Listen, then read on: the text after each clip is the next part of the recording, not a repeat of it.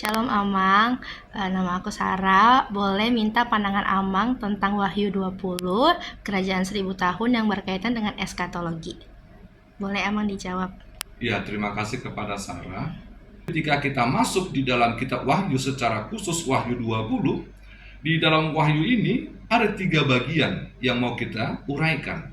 Yang pertama yaitu peristiwa adanya pengikatan setan selama 1000 tahun. Ini yang Sarah tanyakan itu. Iya. Peristiwa pengikatan 1000 tahun ini merupakan peristiwa di mana iblis atau setan itu dibatasi pemerintahannya. Selama dia melayani di dunia ini, dia bisa berkuasa. Dia memiliki kekuasaan. Makanya ada roh jahat. Makanya ada istilah kita katakan yaitu iblis yang merasuki manusia. Sehingga manusia itu terganggu. Sehingga manusia itu goyah. Sehingga manusia itu tidak percaya kepada Yesus Kristus. Namun, kekuasaan iblis ini itu dibatasi oleh kuasa Allah di dalam Yesus Kristus. Sehingga kekuasaan iblis itu tidak akan berkuasa lagi karena sifatnya dibatasi. Ada masanya. Makanya peristiwa pengikatan setan 1000 tahun ini merupakan peristiwa di mana Yesus menunjukkan, Tuhan kita Yesus menunjukkan kemenangan di tengah-tengah pemerintahan, di tengah-tengah kekuasaan yang dimiliki oleh dunia. Oleh karena itu, iblis tidak berhak untuk mencampuri kemenangan yang Tuhan Yesus berikan karena dia dibatasi. Ini hal yang pertama yang mau kita lihat dengan peristiwa di kitab Wahyu 20. Yang kedua yaitu tentang kebangkitan. Hal ini menunjukkan bahwa siapa yang mati dalam Tuhan Yesus Kristus, dia akan ditempatkan ketika terjadilah pada hari penghakiman Tuhan kita Yesus Kristus. Dia akan dibangkitkan, dia akan menduduki tahta kerajaan Tuhan Allah di dalam Yesus Kristus. Sedangkan bagi orang yang tidak percaya, dia akan menerima sesuai dengan bagiannya.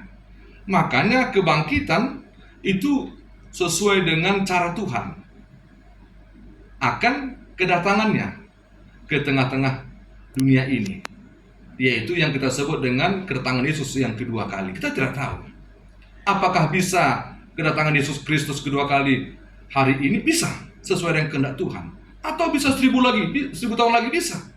Namun yang mau kita katakan bahwa peristiwa kebangkitan di dalam Wahyu 20 ini mau mengungkapkan bahwasannya Yesus menunjukkan kemuliaannya atas kekuasaannya, di mana dialah yang menunjukkan pemerintahannya kepada setiap manusia.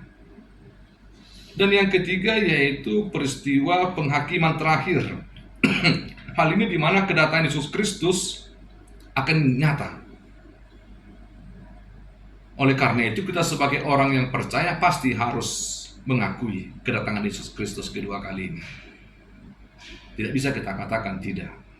Kita harus mengakui itu. Kapan akan kedatangannya itu? Ya, kita harus mengimani kapanpun Yesus datang.